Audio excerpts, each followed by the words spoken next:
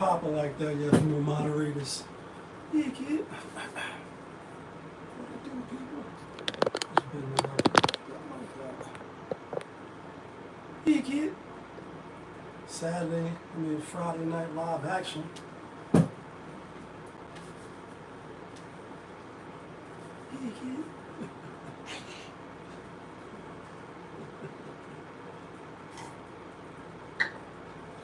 Now, let me stop bullshitting around. 2 minutes into the show, 40 seconds into the show. Yeah, kid. Yes. Yes, 2 times. I know the vibes, though. She like, ooh la la, wee wee. They go, ooh la la, wee wee. She like, ooh la la, wee wee. We go, ooh la la, wee wee. On a Friday, ooh la la, wee wee. Best day, ooh la la, wee wee. Best day, ooh la la, wee wee. She like, ooh la la. Looking for M's like I lost a friend. Hop up out the bed like, where's the bread?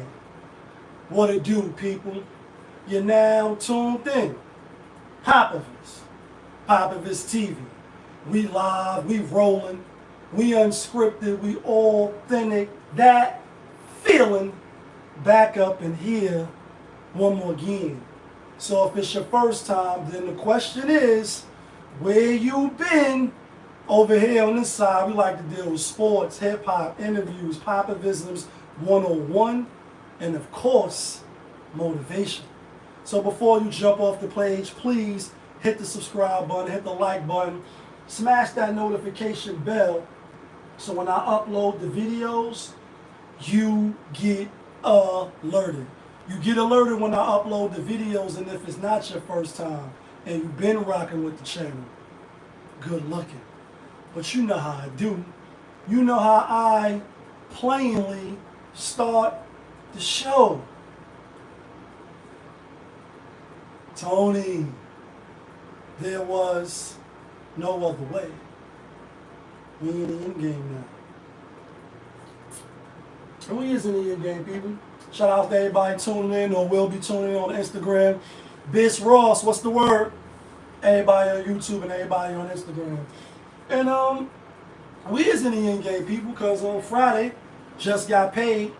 When you open up your phone today, like I be doing on a regular, because I got a little couple dollars, got to monitor them.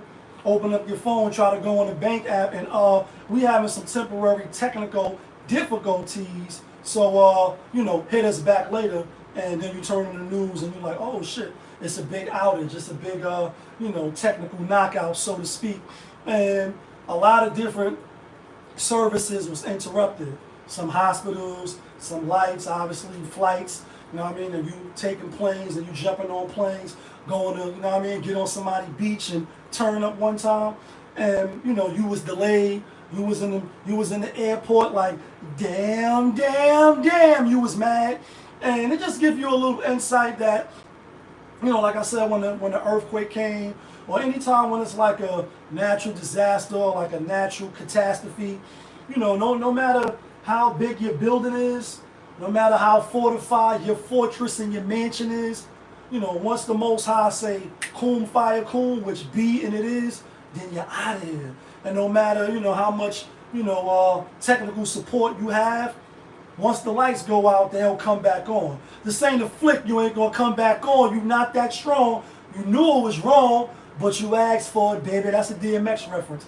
And, some of my family that's upstate, they lights was out and all that. They got the backup generators and shit. But, it's just a small insight, if you will, that what they could possibly preparing us for leading up to the big finale. And people been talking about, an outage or internet outage, and we're going back to the dark ages.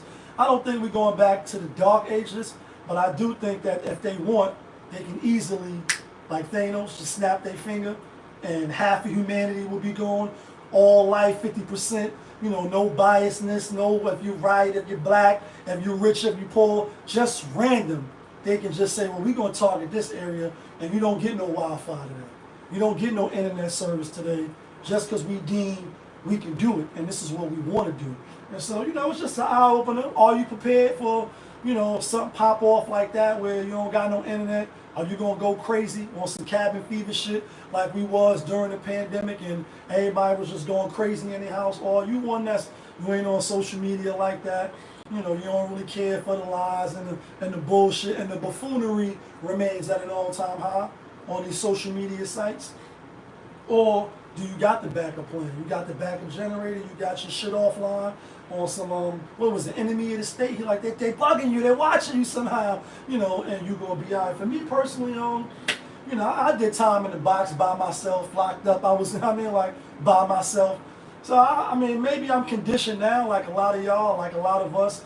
This is the digital world, as I said on the last show. We living in the social media era, we living in the digital world. Everything is on social media, everything is on the web. So maybe I'm a little conditioned, but I think most definitely that, if shit do pop off and we don't have it, after a while you just adjust and you adapt. Otherwise you become a dinosaur. Let's move on to this other shit though, right? Let's get to the Republican convention, Donald Trump last night, he accepted a nomination, and that's in the bag. Obviously he won, it was a landslide. And he gave his little speech, which I didn't watch. And that's you, ladies and gentlemen. I didn't watch it. Not one way or another. I did see some of it maybe on Tuesday, I believe, but I didn't watch it last night. I was out and about doing my own thing. I am Sabrina Fox. What's the word? But anyway, this I don't really want to talk about him in the speech.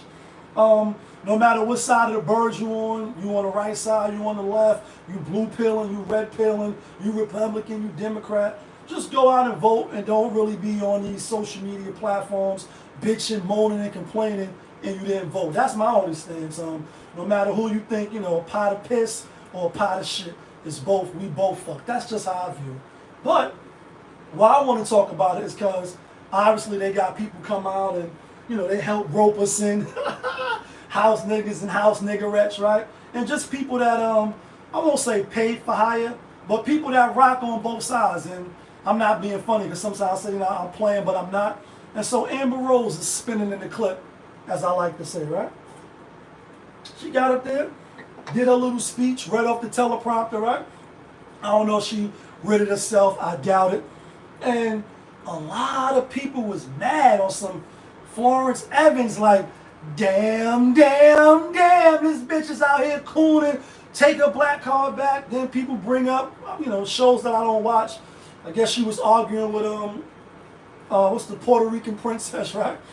And I've seen the clip about she's talking about her father was white and she not gonna deny side. So people is in their feelings for a lot of reasons, but mainly because she chose to come out, voice her opinion, although it may be for the other side. And I know it's a lot of Dems, it's a lot of Democrats, people riding for the Democrats, and you stuck on that side for whatever reason. And I'll just say briefly before I get back to her, I think as black people, and we 8 minutes into the show, and but you're black. I think we should do what the other groups of people do, which is demand some shit. You ever heard the saying, why buy the cow when the milk is for free? Or why put some work in when you don't have to? If you're going to get the same treatment for putting in the work, for not putting in the work, who the fuck want to work? And that's rhetorical. But why am I going to go, work my ass off just to get the same thing that I'm going to get for doing nothing? And so that's us when it comes to just voting Democrat, Democrat. Shit is they don't have to give us anything. We don't request anything. We don't demand anything. It's just Democrat. And it's almost like we stuck. Like niggas on the west side that's caught up in the gang shit. And no matter what section you born in, you got to be a Crip. If you over here, you got to be a Blood. You got to be a Pyru. And you got to be a Vatos, Locos, Holmes. And you got to be all these different things because of the areas that you're raised in. And if you don't conform, then you out. You can't be around us. Get from around us. And so people is mad. They just give me saying damn. Now I kind of understand, in today's climate, and I don't know if this is the right analogy. For some people that, it's real historians or whatever when it comes to religions, religion, and I won't get too religious on it, whether the Christian Crusades or even Islam, right? When you say some people was just persecuted and killed just because of their belief. And it's the same thing when you see her, whether you agreed or not, but especially if you disagree and you like, fuck that bitch, you know what I mean? She for the streets, her slut walk, and she trying to get the people. She got 20 million subscribers. And in the digital age, that's saying something. So people are mad that she chose that side. And it's like, don't be mad. You choosing your side, you got your opinions, you got your thoughts, your ideologies, you got what you follow, you got your beliefs. Stick to them, stand strong, stand on business, as they say, and keep it pushing. Why get your boxes in a bunch or your panties in a bunch over some shit she said, because that's what she rocking with. If she rocking with him, she rocking with him. Whether she black or not, whether she claimed it or not, I don't really think none of that really matters. I mean, like, vote for who you gonna vote for. I don't think it's no different. It's like your parents. And your parents was married, they get a divorce. On the weekends you over here, on the weekends you over there. Or maybe one of your parents got full custody. That doesn't mean your other parent don't love you. It's still your parents. That's your origin. That's who birthed you. That's who created you through the will of the Most High. Like, you know what I mean? Like, you came through the parents, but it's through him, and you here now. Parents is gonna be your parent. Your mother never gonna stop being your mother. Your pops never gonna stop being your pops, even if you disown them. Even if they pieces of shit and they scum of the earth, because we can't choose our parents. That's how I see the government. The Republicans is your moms, Democrats is your pops, or vice versa, and it is what it is. You're not going to escape that. What we really need to do again is demand some shit and then start putting people in place that we truly want, that we truly can get behind, even if it's independent. And I ended this topic on some political shit last week with the brother Cornel West. He was running, black brother, I think was more than suited, but because nobody knows, because he don't got the backing, because people are not championing him, he doesn't have a chance in hell. He doesn't have a snowball chance in hell. Or, yesterday or the day before when it was humid and hot as a motherfucker on some Nelly, it's getting hot in here. And you think you're going to come outside with your little ice cream, shit going to be dripping down your arm and your elbow before you can even get out your house because it's that hot. You don't got a chance, pretty much. And we're going to keep not having a chance as long as we keep playing the same playbook that we've been playing by. And the saying, have you been to, ASAC and ART and all that bubblegum shit up north, right? KSAC. And, Lord, give me the strength to change the things that I can and accept the things that I cannot. Things that we can change, we definitely should try to change them. Let's get to this, y'all. Let's get to some hip hop news. We got a good show for y'all today, you know what I mean? A lot of stuff going on in the media. Let's get to this right here. So, and I know I saved this, so let me start bullshit.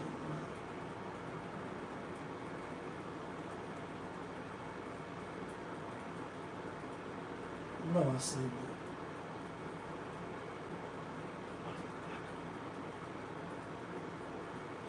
It might be at the bottom. Let me come up.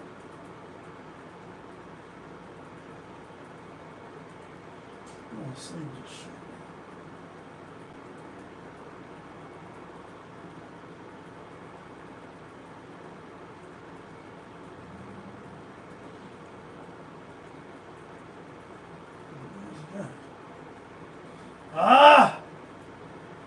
Anyway, I do want to find it though. I do want to find it.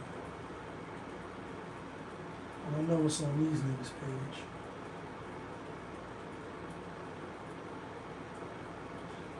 Oh, it's that shit right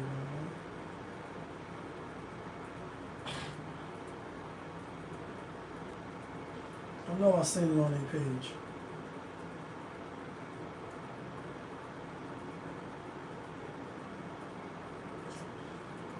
It's Rick Ross. I mean, it's not Rick Ross. It's Pop Smoke. Rest in peace, right?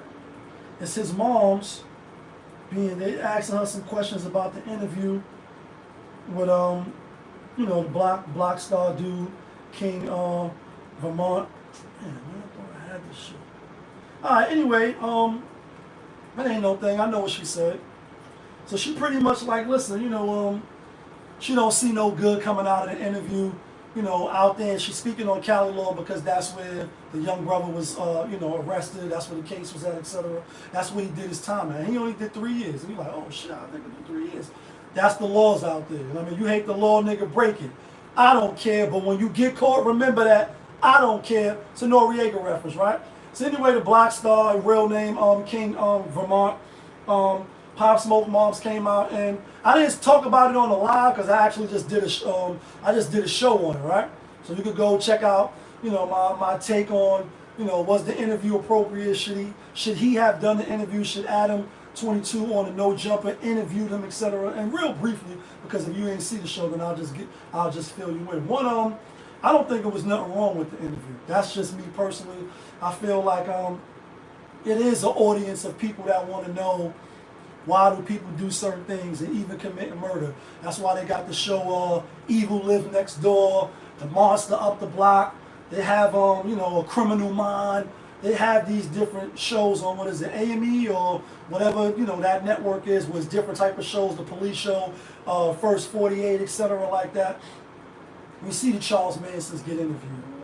We see the Ted Bundys. We see, people that committed heinous acts, right? People want to know what goes on in the mind of some, not all. What goes on in the mind of the psyche of somebody that can take life. When life is precious, every day is a gift. You should live your life as that and be appreciative while you got breath and while the blood is blue in your veins, right? All praise is due to the Most High. I understand her point of view totally, and I get even the fandom, the fans of Pop Smoke, and I'm a Pop Smoke fan too. Initially, not so much so. I had to get put up on him later, but not before he passed, all right? Not after he passed, but I got put up on him a little later. My nigga Dre used to always talk about Pop Smoke, and he was the next big thing, and it looked like he was. Unfortunately, like a lot of rappers, or just like a lot of people in our neighborhoods, time cut untimely, too short, right? And you say, damn, never really lived up to the potential. It's unfortunate. John Crawl, what's the word? Right, clap.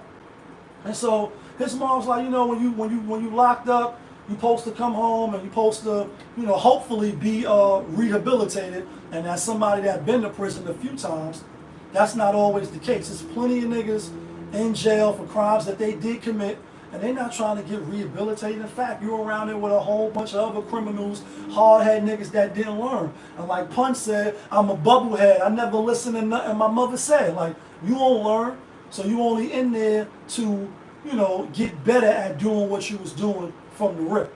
Figuring out how not to get caught, to try to be calculated, to try, if you get up to the same position that you was at, to not get caught this time around. That is a lot of the thinking in there, and it's sad to say, but that's the reality. And over here, we don't run from reality. We don't dread it. Destiny arrives all the same, and you can accept it or you can not accept it, but it's still going to be what it is. And so let me just paint that. A lot of ignorant people in prison, and I haven't been in a long time, but I still know people in prison. I'm still on the phone getting the JPay calls, getting the whatever the new call system is. Still getting them, right? And still accepting them. Ain't nothing really changed. There's still a whole bunch of hard-head, knucklehead, criminal motherfuckers in there. So the rehabilitation, I said that to say, to Pop Smoke moms, right? Only a few come out rehabilitated, and I'm going to use that word lightly. And that's if you're trying to do that. That's if you recognize, like, damn, I was on the wrong path. I went down the wrong path. I jammed myself up. I caused myself years, time that I can't get back. Now let me reprogram myself. The prison doesn't reprogram you. Because how could you be reprogrammed when you in a cell? When motherfucking guards hate you. The COs hate you. The food is shit. Whole bunch of gang niggas running around. Whole bunch of faggot niggas running, like a whole bunch of lying ass niggas. Like, how the fuck you gonna be rehabilitated? It's almost impossible. It's like throwing you to the wolves in the wild and say, come up out of there and be a man. But you living amongst animals. And I hate to say that because it's like, you little monkey on some Rick Ross shit, you swaggerless monkey. I'm being funny, but I'm not. Again, as a person that's been to prison a few times, and I'm a hard-head who didn't listen, so you get what you asked for. Surgery with the chainsaw. It's a DMX reference, right? How you going to rehabilitate? You rehabilitate. Yeah, it's programs in prison. It's school in prison. I often play on the channel, but I'm not. Got my GED after completing ABE, which is adult basic education, and I can count 1, 2, 3. So you got school in there. You got trades in there. It's something to do while you in there. There's libraries in the prisons, and I took advantage of all these things. From maintenance to carpentry, electrician, plumbing. Some I did well and some I didn't. You know what I mean? Some I just was passing the time, especially in the younger years, right? To start getting maturity and realizing you're still gonna be here for a little while. So I might as well try to be productive. That's when it clicks. When you playing ball or you in your cell, you're like, damn, I got fucking 5 years in, and I got 10 more to go. I got 12 more to go. I got 5 more to go. And all I've been doing is looking at short eyes, which is porn, right? Porn magazines, butt men magazines, right? Looking at BouT, going to play ball in the yard, shooting the shit on the gate, not doing nothing. So it's not like no real programs. And there's transitional services and shit like that in there. And I'm just trying to paint the picture for some people that never been to prison. You don't know nobody that been to prison. And like Trek said, if you ain't never been to the ghetto, don't come to the ghetto because you ain't understand the ghetto. So I'm just trying to paint some stuff, right? Back to the Black Star and Pop Smoke moms, right? And condolences to her, and rest in peace, Pop Smoke, like I did on the show on my YouTube channel, and we live on Instagram and we live on YouTube. And she come home and be really rehabilitated, if you will, not come home and jump on a podcast and what good is that gonna bring? And for her, it's probably not gonna bring no good. Obviously, that's her son. She lost her son, so I'm sure she feels some type of way, as she should, because that's her child. And the interviewer was saying, you think it's clickbait, and the person, and I don't think it's clickbait. I don't think that was a bad terminology. Clickbait is seeing a picture of something or seeing a title of something, and then you click on it, and that's not what it is. And you're like, motherfucker, just trying to get views, saying anything, any outlandish, salacious shit just to get you to tune in. Then when you click on the video, it's not, right? Like Hulk versus Wolverine. Then when you click on it, it's not the Hulk versus Wolverine. It's me talking. That's clickbait. Like when Adam came out and talked about it, like, yo, he used the historical moment, and for some it is. I mean, Pop Smoke he's hip hop history now, right? He's part of it, and right or wrong, whether you agree with it or not, the Black Star's also a part of it now because he took the life of a hip hop artist, right? Same thing with the Jam Master Jay. You don't want to hear about the people they found them 25 years later. Thought they got away with the shit. No, you didn't. We got you. Now we gonna sentence you. I would like to hear was it over money? Was it over a woman? Did he shortchange you? Did he disrespect you? Or did you take what he did as disrespect? So that's why you backdoored him. That's why you snuck him, like, watching the interview, which I did. I watched the whole interview. And the whole interview wasn't about Pop Smoke. Talking about his upbringing, which is a lot of us, sound like a lot of us growing up, unfortunately, right? No father around, your father in and out of the penitentiary, so you got no guidance, or the streets end up being your guidance, and your big brother put you under the arm like Don Corleone. You under us now. I'm playing, but I'm not. I'm being funny, but I'm not. You under us now. And like Tupac said, and even though something that showed a young brother love, right? And so you get involved in that. And it's just like a lot of us. And he ended up doing, some unthinkable. And the interviewer later, the interview lady, I don't know who it was, and I'm sorry I didn't save the clip.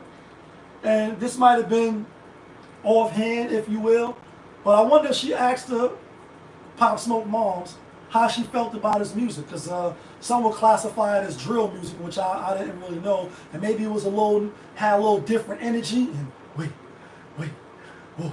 Well, like, what I mean? And when it come on, like, you just get that, you get that energy. Well, it's drill music. One way, how you slicing it, how she felt about it, how she felt about him saying, he could body a nigga, and then the next day forget about it, hop in a Rari, and there's nothing. Empty the clip, one in the head, and it's nothing. People got amped up to that. I'm sure people did shit to that. And you can say, nah, you know, he ain't make them do it. Of course, nobody makes nobody do anything unless they put a gun in your head. But we know it is subliminal. We know it is, you know, backdoor marketing and shit that they put out there. You know, every corner is a liquor store, Chinese restaurant, IKEAs, they own a motherfucking corner store. All the shit is there, Dunkin' Donuts, to subconsciously work you up. And foreplay to get you worked up for the long sticking, right? You know what I mean? For the long sticking. So when you going to work, you going to the gym, wherever you going, they warming you up for the long sticking. And all of a sudden, the commercials, your phone, that's why they pay the big channels for the ads. That's why Super Bowl get paid. You got to pay to be on their joint because a lot of eyes is gonna see. And so it's the long game, and that's how they subliminally fuck you, whether you think it's true or not. All the stuff is around to make you hungry, to make you, you know, all the sodas and the Dunkin' Donuts and the Pizza Huts and Chinese and all this shit, right? Bombs on the Beats, that's my guy. That feeling, Riri on the check-in on Instagram. All this stuff is around to subliminally warm you up. Foreplay, some R. Kelly shit, 12 play. And then right when you thought you escaped it and your willpower was strong enough, you going to get that ice mocha latte. You know what I mean? You going to get that sugary drink. You going to get the pizza. You going to the Chinaman get Chinese food because you lazy and you don't want to cook. But that's just a sign. I said all that there is just to subliminally fuck you, right? And excuse the terminology, but it is what it is. Back to the lyrics and the songs. I wonder what his moms think of his music. You know, to some of the lyrics, not all of it, because all of the lyrics wasn't about killing, but a lot of it was. You know, kill a nigga, then hop in a Rari, skate off, and then I go skate at the party. And we talking about Pop Smoke moms coming out, and somebody was interviewing her, and the lady was asking her, you know, what you think of the interview? Was it a clickbait? Is it clout chasing and this and this and that? And she gave her opinion, and the interview lady told her to, like, you should look into a gag order. And I have no problem with her, you know, saying, you know, I'm going to get this dude gag. But the thing like Mason Cam, right? Talking to Jay Prince, or talking about the Big L situation, which I spoke about a little bit, but I didn't speak about it on Instagram, right? I call cap on some of it, but it is what it is. If you know, you know, right? But you can't be mad at them if you're from Harlem. You know, I get it, they out the way, they got their millions. Why you want to stir the pot? Why you want to cause trouble and you got to come back here, right? For some people, they may feel like you know what I mean, you disrespecting. And whether you feel that they feelings is in the right place or not, you still don't want to catch, you know what I mean, get caught on the humble or get caught slipping and a nigga come do something to you. But I'm saying that to say they still have a right to talk about the events that happen in their life. And to quote Mark Lawrence like I do on the show, I got to talk about my life and how I see it. So you can't tell me I can't talk about something that happened with me. H.M. Davis, what's the word? You can't tell me that nigga try to book me and I'm telling my story. Now, I'm not getting nobody arrested or locked up, but I'm talking about just events that happened to me just because it was a famous person. So, you know, Pop Smoke mom, she like, you know, she looking to get the gag order, and I get it. That's his mom's. She had to bury her child. So I know she feeling some type of way, even though it's a few years past now. So she like, I'm going to get the gag order, but in my opinion, or even though he did what he did, the young brother, or he was a part of it, because if you watch the interview like I did, when they asked him, like, yo, so you was the gunman?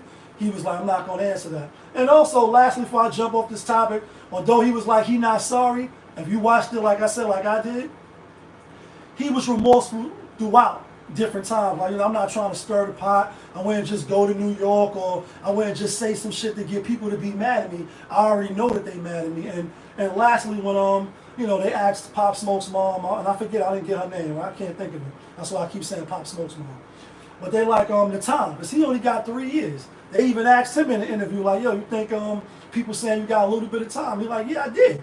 And, you know, they like, so what you think you should have got? He like, I can't really say what I should have got because I'm the person that did it. But he like, I do recognize that for the crime that I was convicted of committing, the time was a little bit of time.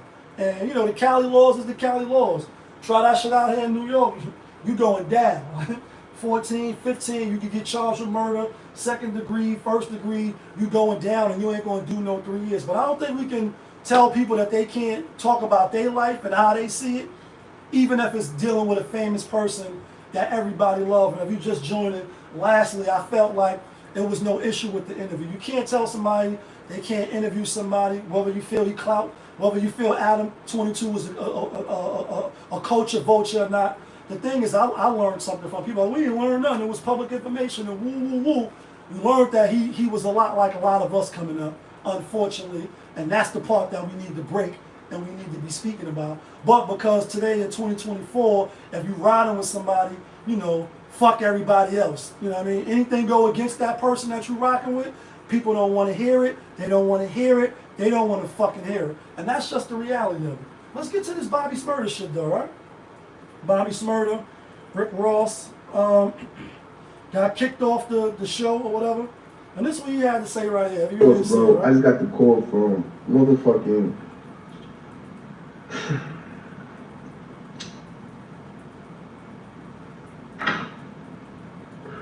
I just got the call. I got spoke because I really respect, like, I really fuck with you. I don't fuck with you on, like, no gangster shit. You talking like, about Rick Ross? Artists gotta understand it. I don't fuck with y'all niggas on no gangster shit. I fuck with y'all niggas with some business shit and as a man, you know what I'm saying? Okay. So, like, why you ain't call me, big homie? Why I gotta get the call from niggas Mace talking about, yo, Rick Ross kicked you off the show. Big homie. I got the call from Barbados. They're like, yo, you know, we do a lot of business with Rick Ross and we don't think Bobby's good for the show and this and that. Like, come on, bro. I don't want no beef with none of y'all niggas. I'm independent. It's not about beef. I'm beefing with higher powers in the industry already. I already know who I talk to. It's tough being an independent artist. I'm beefing with them niggas, bro. I don't even want to beef with them. They just don't like me. They just hate to see me smile type shit. I don't even want to beef with them niggas. You know what I'm saying? But my whole thing is though, why like they like yo MMG called and said yo we don't want Bobby Shmurda on the show. Bro, I'm 30 years old, bro. I might be 30 in a couple weeks, bro. I'm not like none of these young niggas, bro. I've been selling drugs since I was 10 years old, bro. I didn't grow up like you or none of your other friends and none of that other shit, bro. I'm a different type of nigga. You feel me? I'm very honest. I'm Leo, bro. I ain't with those. Right, why you gotta call? You could have called me, big homie. When I made that video, I was defending you, telling motherfucking fan stores, bro. I just got the call from. Alright, so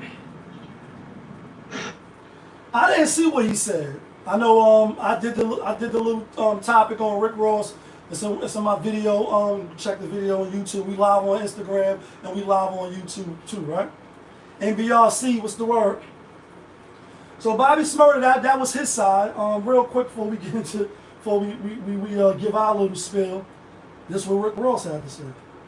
Whenever you see someone confused or talking nonsense, say shut up and enjoy your glass of Luke Bel Air.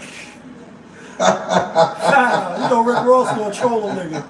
You know Ladies and gentlemen, you know we gonna troll a nigga. You niggas that's kicking that bullshit, at least have on $12,000 pair of these Shadow, boots. what's the word? If you gonna kick some bullshit, boy, it's the biggest boss, nigga.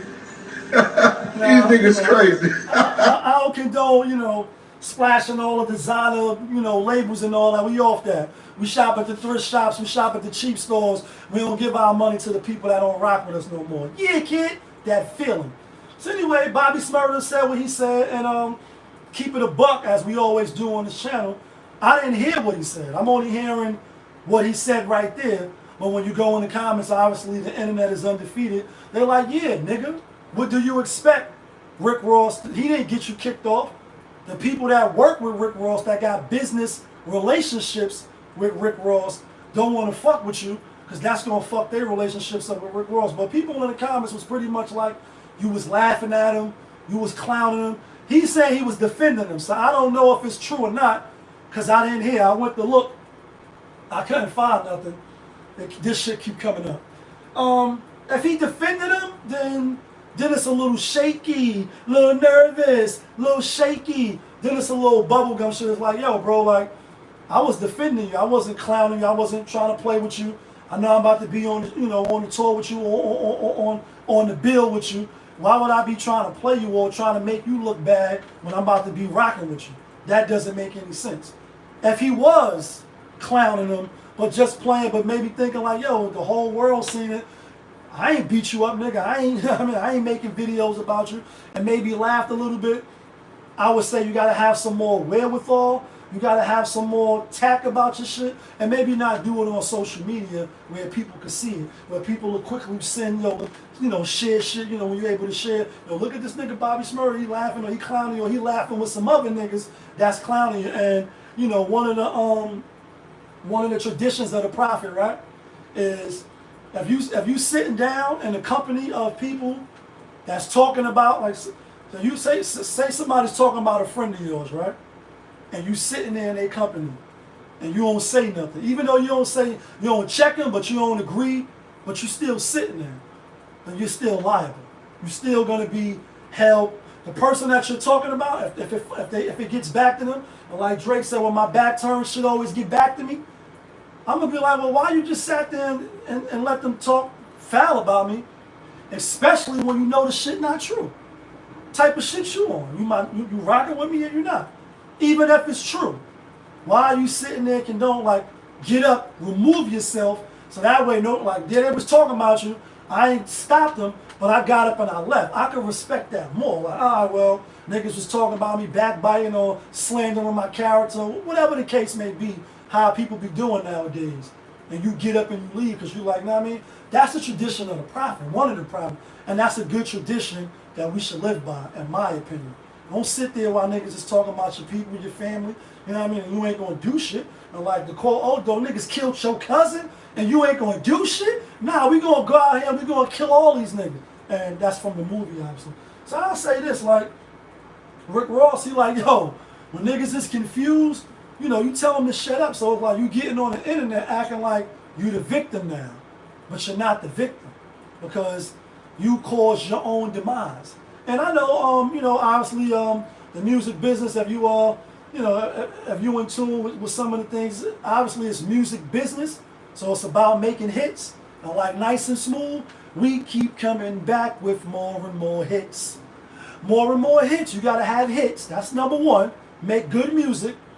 And then two, it's about relations. Like you said, I'm an independent artist. We know what they do with independent artists. They don't let you live. They try to squeeze the life out of you because they want you to sign the 360. They want some of your money. So they don't never want to see you become independent and get on your own. They want you integrated into the system. When you live in Zion on some matrix shit, they don't want you to live in Zion. So they come raid and they fuck your home up, hoping that you come onto their side. So you definitely gotta tread lightly, not act like somebody else or act other than yourself. You still could be true to yourself. Like you said, I've been hustling since I was 10. And I'm a street nigga. People always bring that up when they dealing with other quote unquote street niggas, but that is it's different type of street niggas. And even though you can say it's all rules and it's regulations, it's in the manual and niggas wrote, the manuscript to this shit. So you should get you a book so you can get the step by step. When it comes down to the come down, all that shit is out the window anyway. Because a lot of people don't follow it half the time. They only follow it when it's good. Then when it's not good for them, then they switch it. Like, it ain't no rules to this shit. Streets don't love nobody, which they don't. So what you hustling at 10 years old got to do with you talking about Rick Ross or laughing about the situation or whatever you said that got the business partners of Ross like, nah, we think it's going to be best to leave you off. And you fucking your own bagger. And also, I brought up the hits because I believe Bobby, who I was arguing with. I think I was arguing with Dre. Not Dre, Gray, or somebody else about Bobby Smurda and the hits. And I'm like, he only really got one hit. And that's the Hot Boy shit. He's like, nah, he got more hits. And I didn't really name him. Since he been home, he definitely don't got no hits. He don't got not one hit since he been home. He been doing a lot of dancing and looking a little funny style. People was questioning his, manhood. I didn't, but I will say I was looking with the side eye. Let's talk about this Jermaine Dupri shit though, because he definitely was talking about hits. And before we get into what he said, fuck all that if he fumbled Janet Jackson. I know a lot of women might care about that. Got a lot of dudes talking about that too. Oh, you fuck with Janet Jackson? Listen, it is what it is. They not together no more. And right now, at his age and where he at in his life, minus the talent of Janet Jackson, because there's only one, looks-wise, in her prime, he probably could go get 1,000 Janet Jacksons minus the talent, minus the nasty boy and all that shit. And I mean, I'm in control and all that shit from the 80s. Minus her singing ability, he probably could go get, 1,000 Janet Jacksons in their prime. You know what I mean? At his age. And I know he had the Louis socks on, he was looking a little funny. But besides that, because that's what people bringing up in a lot of these comments. But let's stick to the topic of what he was talking about. And here's what he's talking about right here. Shout out to everybody that came out to the LL Cool J event last night. I learned something, I think, when I was there.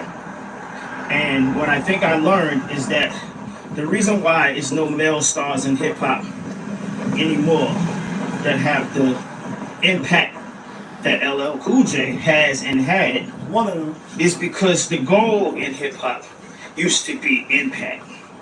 Not sales, not charts, impact.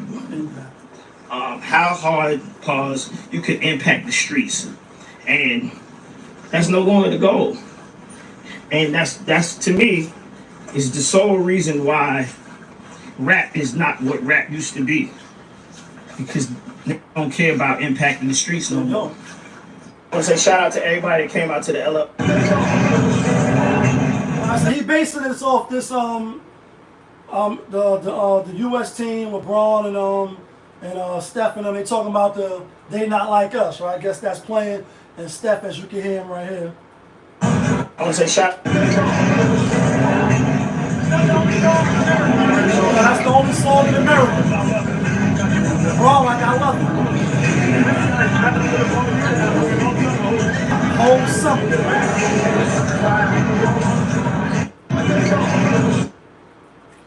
There's some people real quick, because people like when JD is like impact the streets, a lot of people misconstrued what the streets mean. Talking about like out in the streets and street shit. We talking about the masses rocking with your shit, bumping your shit. Every car that you roll by, playing your shit, radio playing your shit, households out the window playing your shit, rocking with your shit. That's impact that he's talking about. And LL was definitely one that had that. But let's talk about a few other people, because he don't really think Steph may have witnessed. And I started thinking like, damn, I think Steph is in his 30s, so he definitely should have witnessed some impacts, right? But this is impact, hip hop, and it goes back to making hits. And we keep coming back with more and more hits, more and more hits. I'll say Kendrick Lamar, They Not Like Us is a impact street record. I'm gonna say it's more for the West Coast, and that's no biasness for y'all just tuning in. We live on Instagram and we live on YouTube. I appreciate you. Hit the like button, hit the subscribe button, right? Leave a comment. I had Kendrick winning the battle. We won't reopen that can of worms, etc. Slightly, it should have been by a landslide. All right, cool. I'm saying it's a West Coast record because it really is. And since I've been over here, I'm outside all the time. I'm gonna say I probably heard the song out in the street or in somebody's car maybe like 10, 12 times. And it could be because it's a West Coast record. We over here on the East Coast. Some people may not rock with him like that. And I like the record. At first, I didn't. I was like, it had to grow on me. You know what I mean? And it did grow on me. Maybe because they rocking it. And obviously, Steph is from, well, he ain't from, but he played on the West Coast. He played in the Bay Area. So that's all they probably play. That's why he like, yo, this is the only song in America? Because they probably just playing that shit a million times in a row. And I wanna go back in time and let's rewind and let's think about some other artists, some other albums that came out, both coasts, that had the streets on a smash, and what JD is talking about. Let's go back to the West Coast, right? The Chronic. When the Chronic came out, East Coast, West Coast, no coast, South, wherever you was at, niggas was playing the Chronic. Every song on the album, there was no skip in the album. Every skit on the album, niggas was rocking it. Niggas was fucking with it. And obviously it's a classic album in my book. I got it as one of the classics. Classics is no skips, the synergy, the flow of the album, the test of time, meaning that you could play it now and still rock. But I seen one of the comments, somebody was like, nah, as far as when the list came out of Billboard's top 5 list, they had Nas, they had Chronic, they had Illmatic, Chronic. Let me see if my memory is good. Lauryn Hill, Outkast, and I think Notorious B.I.G. Life After Death, right? Gator, what up? No skips on the album, on the Chronic album. No skips. Another album that followed that right up that had the streets and the smash. And it is a West Coast, but I'm going to just bring it up early, quick from the 90s to give some people from yesteryear, my age, and my age bracket, even up to now, of what Jermaine Dupri is talking about. And why Steph is mad, because like any song that you keep hearing over and over, you are going to get tired of it. But that's just a single. We're talking about a whole album and a whole movement, have people really impact. Like, nah, no matter where you go, you telling the DJ, play that shit again. Play that shit again. You're going to dance all night and you're going to rock. Snoop album, Snoop Doggy Dogg album, same impact. Same impact. Then Big, right? Bring It to the East. The Ready to Die album. And he was, not only was an impact, but because Dre and Snoop and them had a stronghold on hip hop for 2-3 years, right? With those two albums, Big brought it back to the East. He brought it back over here, and that whole album obviously is a classic as well, even though that's why on that top 5 list, I think Ready to Die is the better album, but that's just me, over Life After Death. Another album, right, that had the streets going, or the more impact. And Pac, obviously with All Eyes on Me, had the impact, but we're talking about like the impact when 50 Cent came out. That's more today, like 2000, 2001, right? Get Rich or Die Trying. The impact of that album, the impact of him, and how he had the streets on fire. DMX, when he came out with Hell is Hot, Dark and Hell is Hot, then follow that up 6 months later with Flesh of My Flesh and Blood of My Blood. Now, an East Coast guy myself, Pac did die. A lot of Pac fans did swing to X, and I was incarcerated when both DMX albums came out, obviously through that whole time. The impact was crazy. That's the impact that JD is talking about. When the Purple Tape came out, which is another classic, no skips to me. Every single car that was going by was playing. If it wasn't Incarcerated Scarface, it was, you know what I mean, motherfucking Ice, Glaciers of Ice, and Wisdom Body, and, you know what I mean, all the bangers on that album. You can say, damn, this is the impact that JD is talking about. You say, now let's bring it up. You say, all right, when was the last album that came out, East Coast or West Coast, that had the streets like that?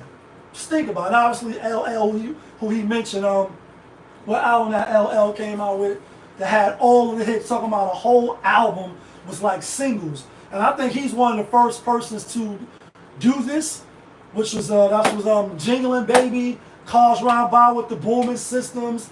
That album right there, no skips on that album, and every song, Round the Way Girl, every song on that album was like a single. That's why they always on the radio. They play this whole album on the radio. It's like this whole album is nothing but bangers.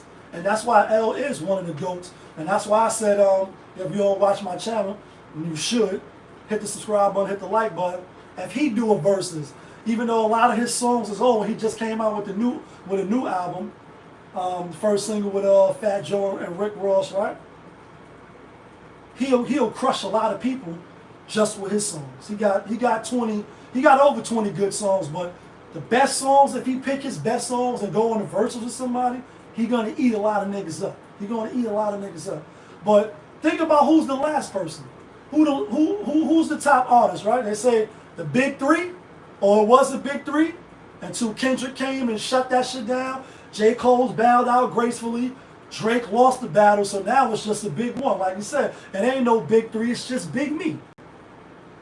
What albums they came out that they whole album, not 2 or 3 singles, 4 singles off a 10 song album, 11 song album, 13 songs, the whole album is banging and everybody's rocking it.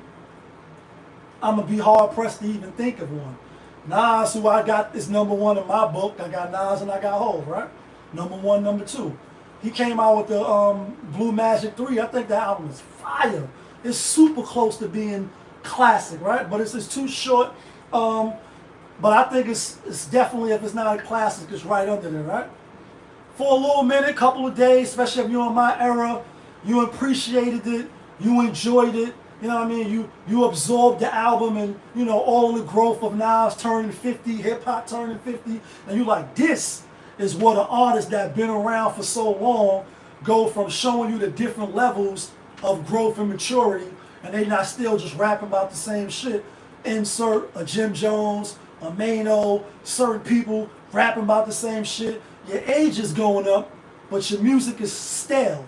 It's staying the same. There's no growth and development. Hove had to show us, right? No more what he said, crack cocaine, now we off that. We on to these merrily streams of summer. We eating off these merrily streams, right?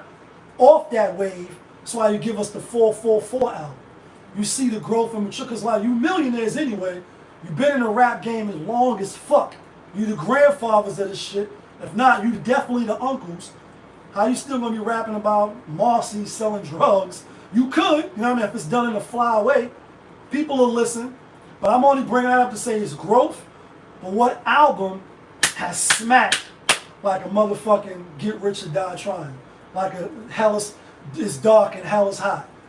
What albums have now? You could say Pop Smoke, who I just talked about a few topics ago. His album, you know what I mean? His buzz, I should say. And the album is alright. Obviously, I heard the album. I listened to it. You know what I mean? I think the album is a good quality album. You got help from 50 Cent or production or whatever. Obviously, life cut short, so, you know, we don't know what could have been. But we know the momentum, the impact was starting to be felt. And if you know in the comments, if you're watching, the little people that is watching, what albums that came out hip-hop that had an impact like JD is talking about, like I'm talking about. The whole album is a classic, and then niggas is everywhere you go. They rockin'. We're talking about everywhere, not just a single. Because Kendrick, this album, these songs is singles. They Not Like Us is not on the album. Now he probably gonna put it on the album if he's smart. The other songs, Euphoria, we not listening to those no more. The Meet the Parents or Family Matters or whatever, or maybe that was a Drake song.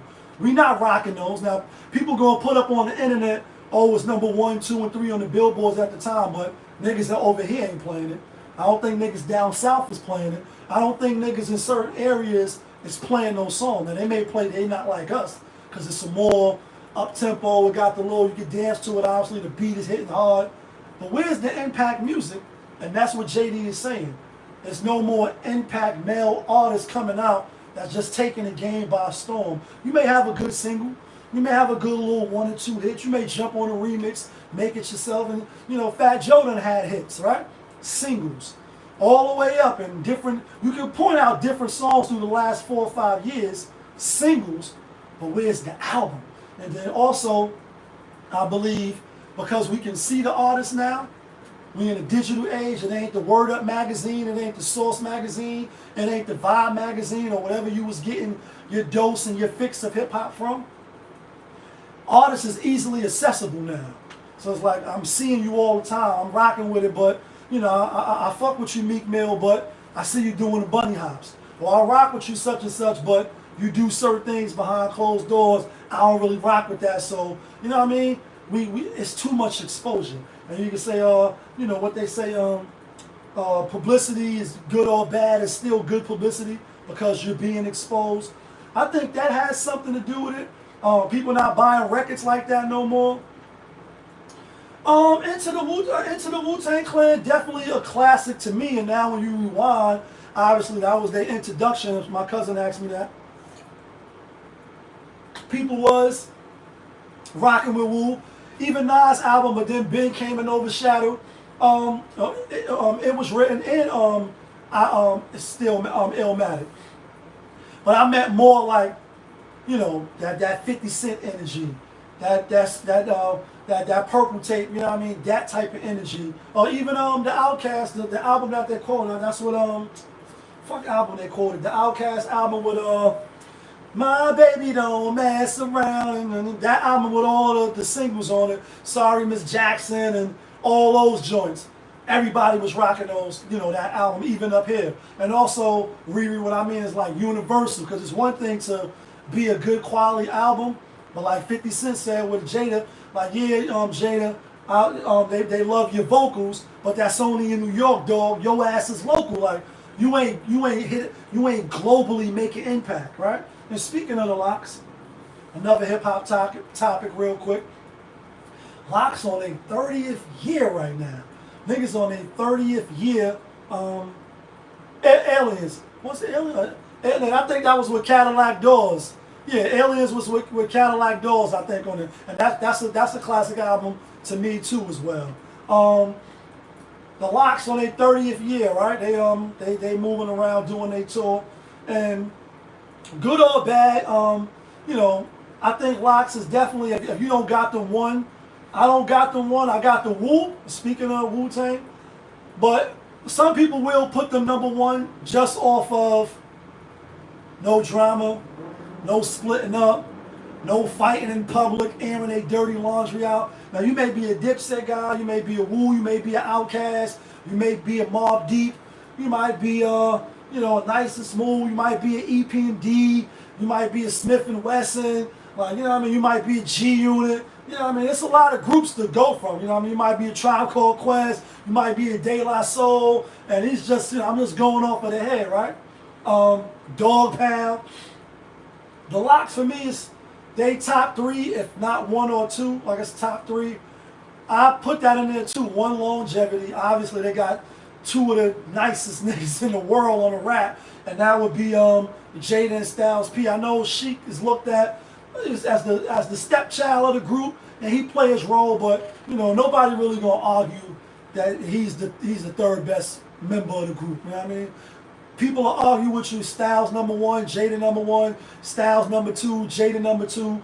But I haven't met nobody. This is no knock on a silverback gorilla, because I fuck with Sheik. You know what I mean? Like, I put 30 in your head all in the same hole, and we got the same goals. You try to tamper with mine? Like, I fucks with Sheik, right? But no, I haven't met nobody that says Sheik is the best out of the Locks, or that he's top 5, or he's up there, or maybe the Outkast album, Southern California music. That album was a classic too, actually. Outkast, nice. I got Outkast top 5 far as groups, right? And Andre 3000 is considered a lot of people's favorite rapper, like some of your favorite rappers' favorite rapper. Juju Bees, what's the word? How you doing? He's considered a lot of people's favorite rapper, quiet as kept. But the Locks on 30 years, you say, damn. 30 years in the business, again, never no public beefing, kept all that shit in-house, kept all that shit behind, and you could say, speaking about the dynamic of Sheik being lesser, we could easily see him not being jealous, but like, yo, now I'm just as nice as y'all niggas, I should be number one, or why my album like this, or, woo, woo, woo. All that shit is in-house. If it is, and I'm not saying none of this stuff has transpired between these three individuals, and I met and, all of them and party with the niggas, smoke with the niggas on a few occasions, right? You're not going to hear it. It's not going to be like a Dipset. It's not going to be like a Outkast where Andre, like, I apologize for, not wanting, the stardom or the fame and being so secluded and fucking up some tour dates. It's not going to be like a G Unit where 50 Cent don't fuck with Banks no more. He don't fuck with Young Buck. And some of it may be due to their own, doing. He don't fuck with the game, you know what I mean? But he rock with Yayo. Wu-Tang, we know that, they had out so many different members, so many different personalities and egos, if you will. It's hard to keep everybody locked in step and on the same wave. And so you miss out some music. So, like, now, Meth ain't fucking with him now. ODB, rest in peace. He wanted to go to Def Jam. He didn't go to Def Jam. He went to, you know what I mean? So, like, nah, after this deal is over, I'm doing my own thing. You're not on my album. We missed out on a lot of good music, you know what I mean? And, we would like to have seen more music from certain groups if they wasn't beefing, you know what I mean? And so, shout out to the Locks for that, right? Let's get to some other topics, though. A lot of shit spinning in the news today. Let's talk about this shit. Let's go off hip hop for 1 second, right? Let's talk about Karl Malone, the mailman. Just recently, finally, came out, acknowledged his 22-year-old son who played for the Buffalo Bills. I'm gonna read this shit. It's right here.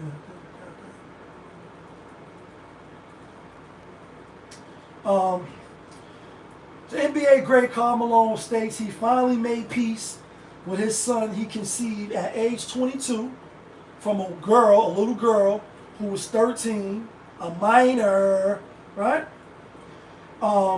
Gloria B. And Malone initially denied paternity, fearing imprisonment, refused to pay the $125 a week child support, light money, because he is an NBA legend. He is NBA royalty. For those that don't know who Karl Malone is, I know you young, some people that be checking in on the show, we appreciate you. His son is young though, 22, right? Fear for child support, etc. Totaling $101 million throughout his NBA career. He eventually settled with a family out of court. A DNA test, in fact, revealed that Malone was the father of Buffalo Bills player Demetrius Bell. Malone now publicly acknowledges Bell. But I said, damn, I gotta look up how old Karl Malone is. But I'm sure he in his late 50s, probably about like 58, 57. You know what I mean? Might even be older than that. Shit, you know what I mean? Hey, what the fuck just happened? Sorry about that. We live on Instagram and we live on YouTube. All right, so I say, damn, bro, 22 years old, right? 13 years old. So obviously we know that's you know what I mean? Like, you're dealing with a minor. You should go to jail. You should probably got your ass whipped. And not only did you deny the son and the mom's a father figure, right, and to be there because you were a millionaire, you was a millionaire, you was in the NBA, you didn't pay them child support, you didn't look out for them, and then now all these years later, you accept them. And you know, even though it's foul, I will say I hope that they can maybe somehow mend their relationship.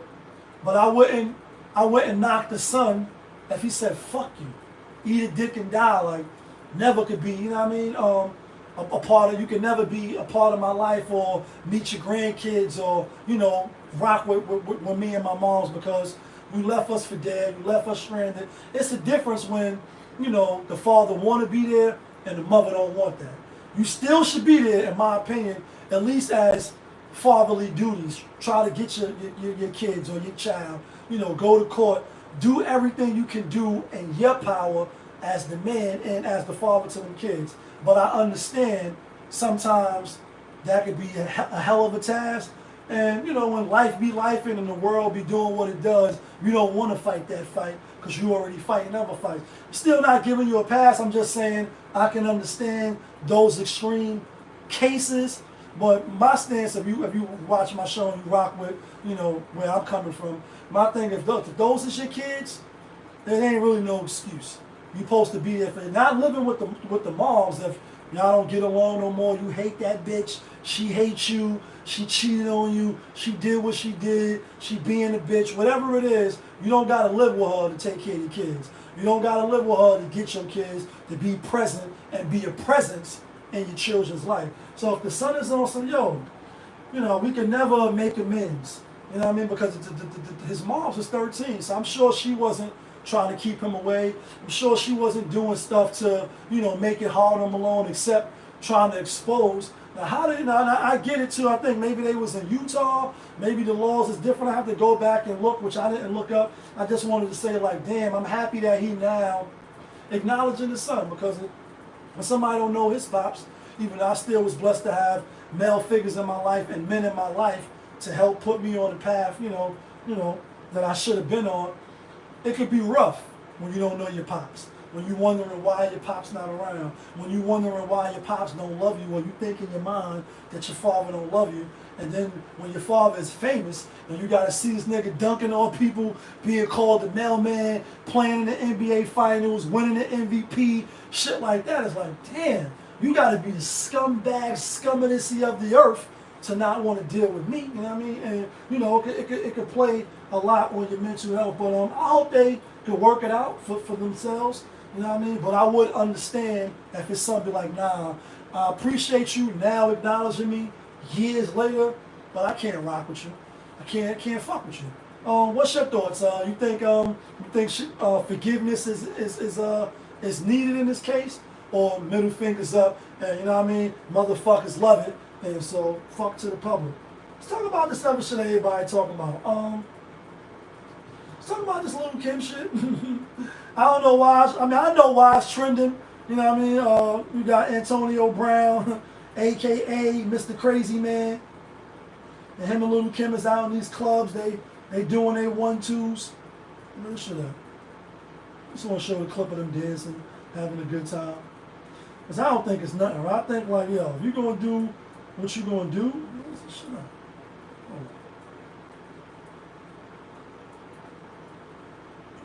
I just had this clip. But I seen shit up. Cardi B out shaking her ass, showing all her motherfucking assets.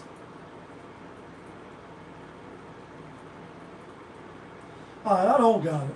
But anyway, Antonio Brown, we know he gonna act a fool.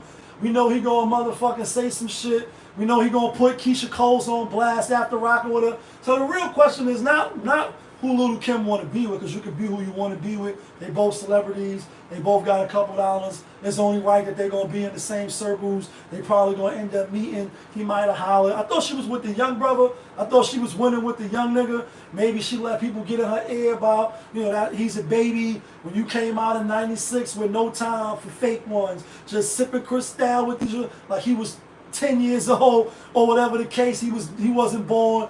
Now years later, you a grandma, you know, you rocking his boat, etc. I know he clapped him cheeks, probably clapped him well. I don't know if they still together, but anyway, Antonio Brown, Lil Kim, she doing a song. I know you see me in the video. They kissing and shit. He grabbing the ass. They pretty much, you know, having sex in the club on some Usher shit. And you know, everybody's shocked and amazed, but I'm not shocked and I'm not amazed. When you put the beat on, again, they both celebrities. They both gonna run in the same circles, be in the same VIPs together. You know, maybe, you know, off the Brown one day and then Remy's in the system. Ain't no telling what I fuck him on. Like that's what they be yelling. Or maybe Lil Kim thought he was a snacking tin. Like, yo, I'm not with Shorty no more. What's the word? Will it last? Obviously, I don't think so. I'm sure Antonio Brown, just like with Keisha Cole, who I think looks better. You know what I mean? As far as aesthetics wise, she ain't do nothing on her face, or at least that I know about. I don't know if she got no Brazilian butt lifts and none of that, but just aesthetic wise, if it was me, Lil Kim, Keisha Cole. So I think I'm gonna rock with Keisha Cole, but that's just me, right? So I don't think it's gonna be no long term. It might be a little quick, short term booty call, but people, y'all gotta stop being so invested into the celebrities where, you know, you giving them advice, you telling them what they should do.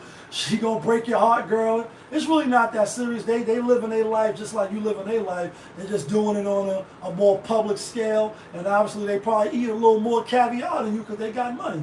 Other than that, they still human, still fart when you roll over. They still doing, you know what I mean, doing the same thing that we doing. They human. They still breathing like us. So it wasn't no real shocker to me. You know, maybe he wanted to see what, you know, what that butt was like. She like taking it in, you know what I mean? Antonio Brown, he just out hitting and quitting. That's what I see. Let's talk about this other shit, which is more crazier, right? And the footage of this shit is crazy. You can't make, I got the footage of this. First of all, he need to go under the jail. When he get in jail, you know, I know I be saying this on the channel. That's why I'm bringing this up under certain comments where people do horrendous shit. People be like, yo, he need to die. He need this, he need that, right? And I'll be saying, pump the brakes a little bit, you know. If it ain't happened to you, let him do his jail time, etc. But certain things is egregious, and you know, all of us, in order for us to really break away, and when I mean break away, I just mean from the niggerism. Like, I get it. You could be a little ratchet, you can have a couple dollars, you could be poor, you could be ratchet, obviously. But certain shit should just be unacceptable for everybody. The poor niggas, the rich niggas, the educated niggas, the uneducated niggas. Certain things, when they happen, everybody should stand up and say, all right, we get it. We fucked up as a society, especially, but you black, in the black community. But when people do certain wild shit, we all should be like, nah, this is definitely not going to be tolerated. If you do this and you do acts similar to this is what's going to happen to you. So anyway, out of Philly, you know, y'all probably seen the video spinning in the clip right now. And then you can actually hear him say, fuck your baby. So I guess he was shooting at some parents and shooting at some people. Lady had her baby, kind of shot at her face. I don't look like hit her. I don't know if she ducked it, because obviously she didn't fall on the floor, but the baby was hitting the leg. I think a 7-month-old baby, right? This shit is just wild. Let me rewind. Where's the sound at?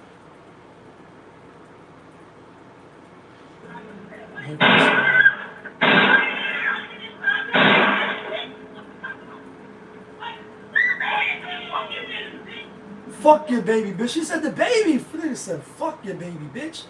Super crazy. He shooting at the parent. No, you probably can't see, but you can go Google it now. Just go look up guy manhunt underway as a Philly police search for gunman who shot a 7-month-old baby in the leg while aiming for his parents.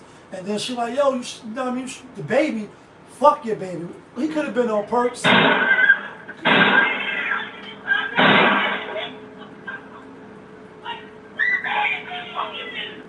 Fuck your baby, bitch.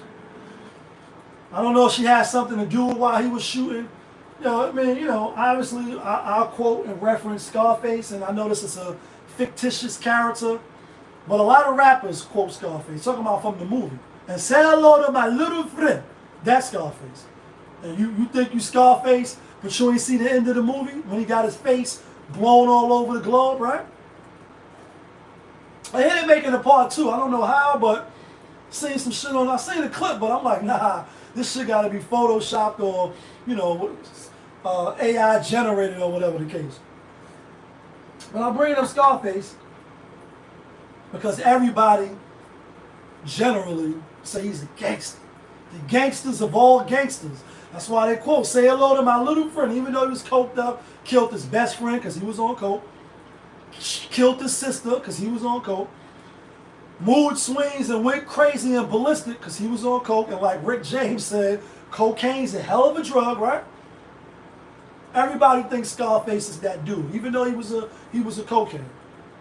They also think he was the gangster of all gangsters. And even in the movie, I know this is a fictitious character, it's a movie character. Lyrical Melody, what's the word? Even he in the movie said the women and the children are off limits. So I don't understand why in today's time, for people that look up to Scarface, look up to the movie, you know, you want to be street, you want to move and do street shit like he did and be the kingpin of a big drug organization, right? He didn't kill no kids. He didn't kill no women, even though he did end up killing his sister at the end. You know, he was drugged up and she was trying to shoot him after he killed her boyfriend, even though he told her and he told his best man, like, yo, don't fuck my sister. You know what I mean? That's the side note, though. But besides that, he was in the car ready to do a hit. They paid him to do. He's like, yo, when he said there was women and the kid in the car, I said, yo, we don't do that. They was like, no, you got to do it now. He killed the niggas that hired him to do the hit, if my memory served right.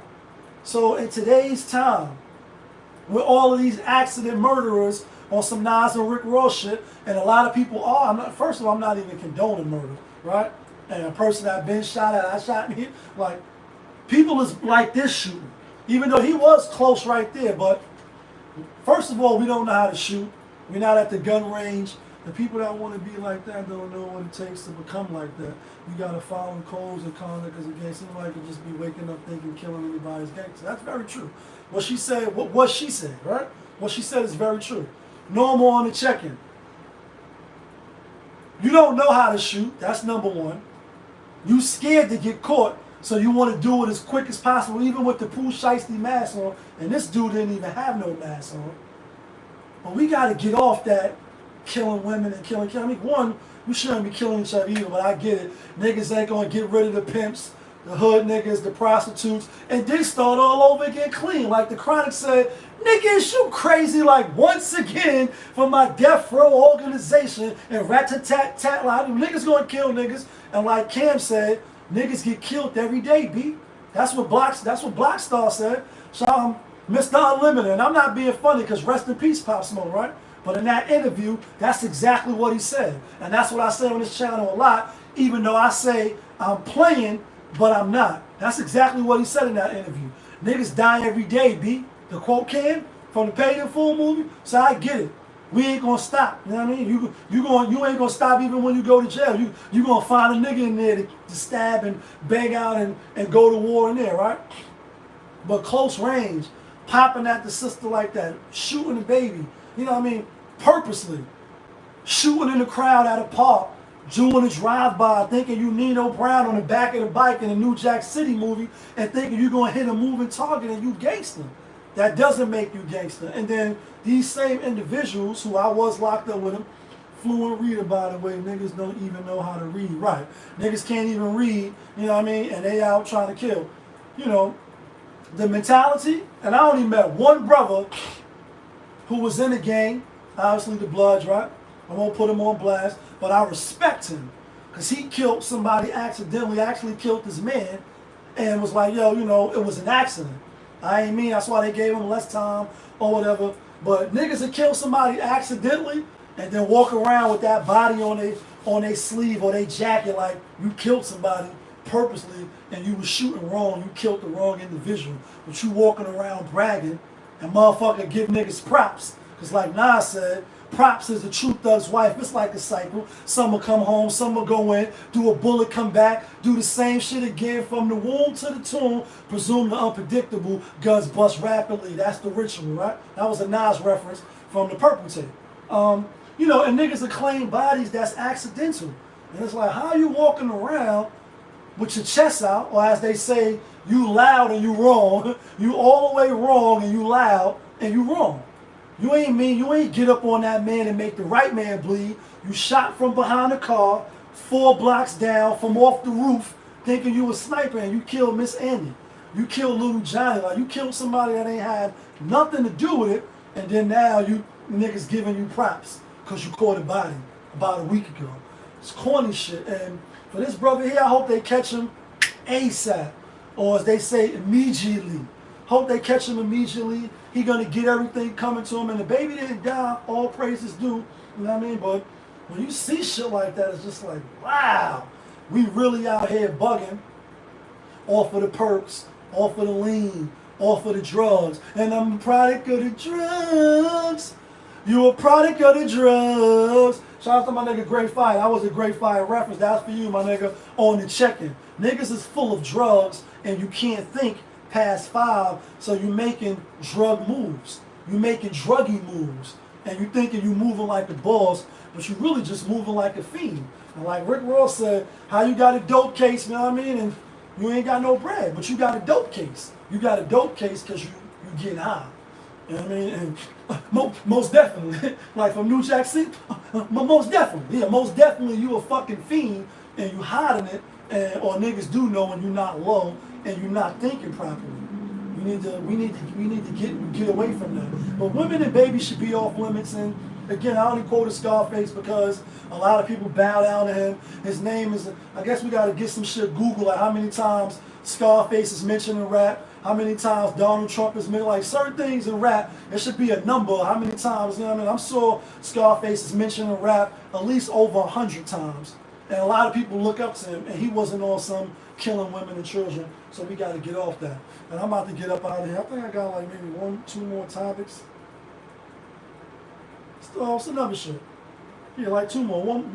This one for sure, and then we out of here. So, person I know that's endorsing, right? Like you got these endorsement deals. Well, what's the funny chick named Tiffany? Like this branding. That's on lock. I want to learn that. She want to learn the business. For real? Yeah, because I mean, like, for real? You got 3 different alcohol brands rolling at the same damn time. At the same damn time. I'm like, this nigga's a genius. How do you do it? Teach me. Teach me. Teach You know what tell it is, me Tip? You gotta tell them what you want instead of them telling you what this gonna be. Good looking, my nigga. All it is they need you, and if they need you, they're gonna play your game. And what's so cold, and they know it, and I can say it publicly. I don't drink none of that shit. That's all I wanted to stop at. I don't drink none of that shit. I'm here for the money. I'm here for the money. So all the real G's, please stand up and all be accounted for. Like, all the real people, right? Like, this is why I say, you know, and this is we all should know this, but some of us just we don't act on it. Never put these celebrities, these entertainers, these actors, like Malcolm X said, and he was much more intelligent and articulate than I ever could be, right? I am Malcolm X. Because some of them are puppets, some of them tap dance, and although he ain't making you put the bottle to your mouth, he ain't making you go out and smoke weed. Obviously, he was the weed man when he came out. You heard what he said. I don't even drink the shit. I got 3 liquor deals running at the same damn time. I'm getting the bag off it, but I don't indulge. 50 Cent is another one. That's why Game, he thought he was exposing him. He like, yeah, on how, no, not how, I'm high all the time. And I smoke all the time. I smoke that good shit. Game like, man, that nigga don't even smoke. And we see the money moves 50 Cent that made from Get Rich or Die Trying all the way up to now. Oh, no. And not to say that you can't do it smoking weed, if you will, for the people that ain't going to let it go. Because Snoop is a weed head, right? And he ain't like 50 Cent, but he got a bag too. But the point is, of course somebody like 50 Cent ain't smoking. He probably used to. He ain't smoking it. And I'm only saying that to say, yeah, they'll promote something to the masses, but not indulge. So when you look up to them and you hold on to every word that they say, like Nas said, worshiping every low rock and roll these gold chain niggas gave me, you looking up to these niggas and you worshiping everything they giving you, but they giving you poison. Meanwhile, in the back office, or as I like to say, on the bat line, they getting the bag and they not even drinking. You the one stuck on gin and juice. You drinking St. Ives, Ice Cube. But meanwhile, they not drinking that shit. That shit is apple juice, what I'm drinking right now. It look like it's alcohol, look like beer, but it's apple juice. So in the movies, they ain't drinking St. Ives. You're drinking apple juice. You and your niggas go to the corner store and get 40s. Put some Hawaiian punch in it. Call that shit the juicy juice. And that's what we used to do as a kid. That's why I mentioned that. But we drinking and they're not. So the thing is, you can't follow after everything that they say do. Everything that they wear, all these things that they do. The good stuff, yeah. The bad stuff, throw it away. So I just wanted to say that because people like, yeah, you know, they misleading the people. And you can say that they are. But are they making you drink? Or are they not making you drink? Are they going to the liquor store after a hard week? It's Friday, you just got paid, you had a long week, your baby mama getting on your fucking nerve, you just seen that they took out $300 from your child support, this has happened in your car, but you had to, you know what I mean, call somebody to tow your car. It's been a long week. So you want to drink your wine, you want to smoke your weed, you want to drink your alcohol, and you a product of the drugs. You a product of the drugs. Product of the drug, product of the drug. You a product of the. It's a great Fire reference. The song is fire. Tired of losing, had to focus on health. My man losing his sight had to focus on health. Snoop Dogg ain't make you smoke and put that guava in your weed. Snoop Dogg ain't make you go drink that St. You can say, nah, he influenced. Because the Dunkin' Donuts is there, the Popeyes is there, the liquor store is there, the Chinese man is there, the Arab in the corner store. I get it. It's a fucking mental assault. It's a spiritual assault. And only the strong survive, survival of the fittest. But they still not putting the alcohol to your lips and making you drink. Yeah, do they make it look cool in certain images? It's portrayed to us in the black community? Oh, but you black? Of course it is. I wouldn't sit on my platform as little as it may be.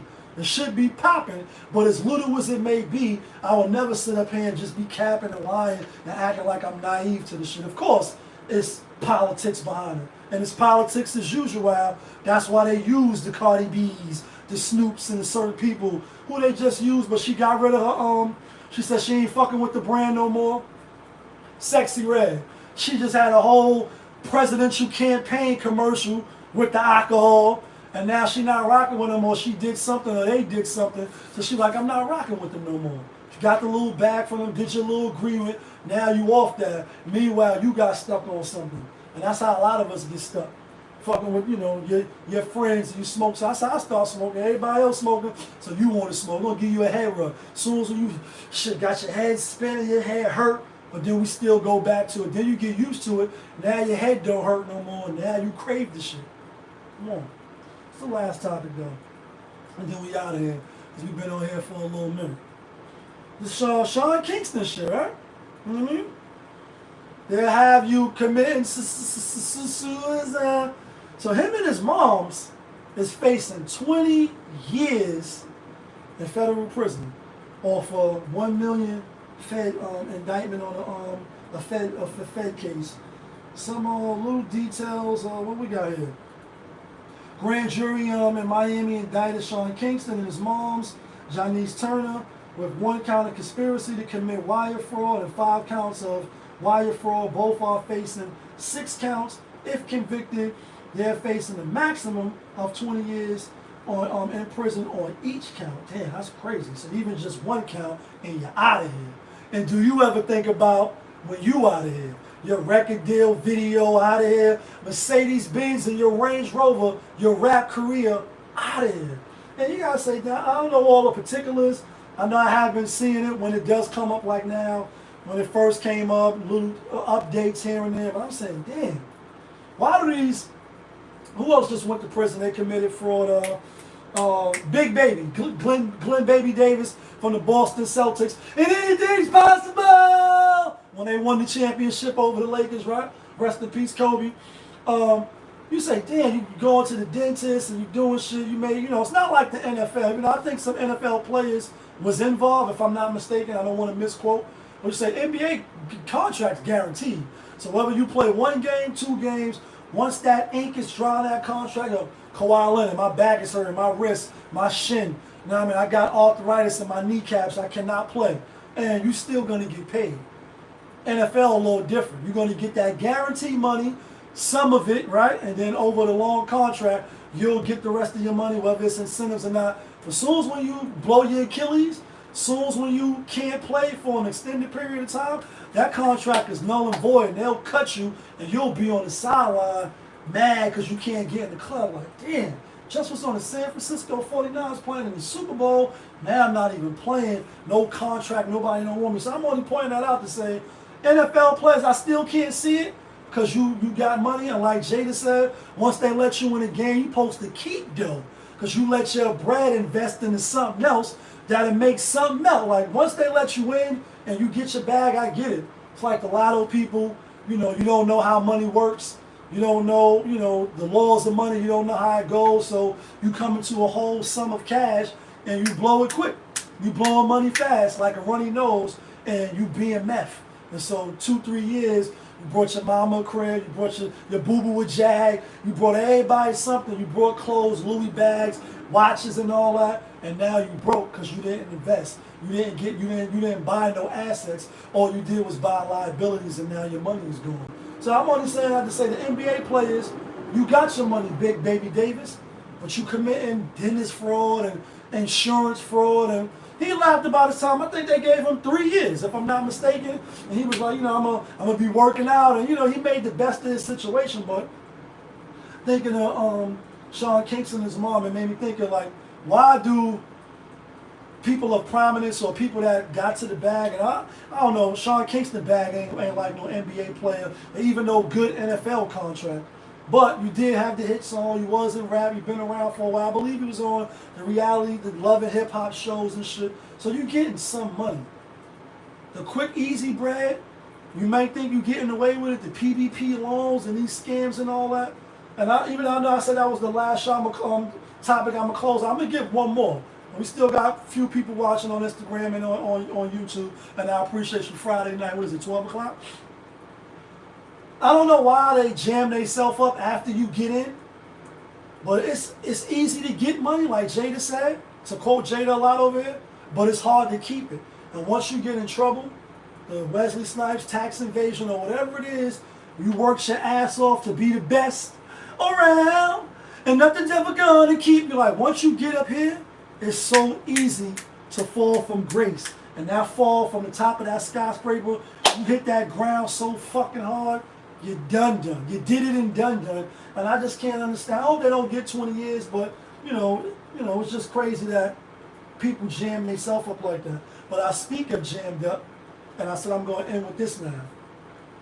It's like the weed stores, right? Or these little delis, these little corner bodegas. They all got weed now, right? Because weed is legal now, right? Recreation, they got dispensaries everywhere.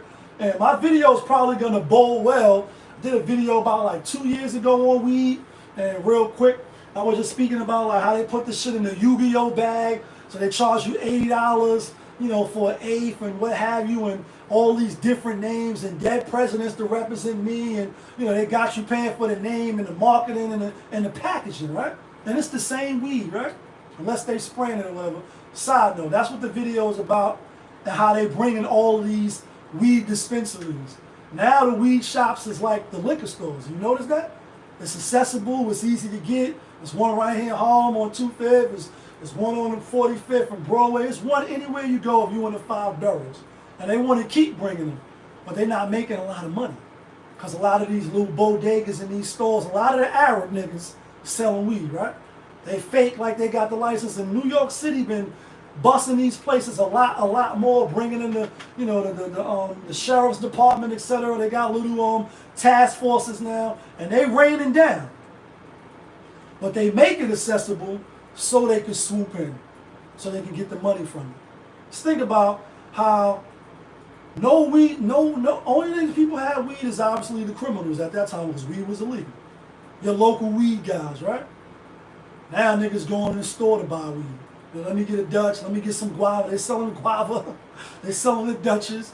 You know what I mean? They selling the cigarettes, everything one shot. Let me get a condom, a box of Dutches in the 40. You got fat bags of skunk, I got white apple dozen. I'm about to go get lifted. Yes, I'm about to go get lifted. I got myself a 40, I got myself a shorty, and I'm about to get some FMS, some Wu-Tang shit.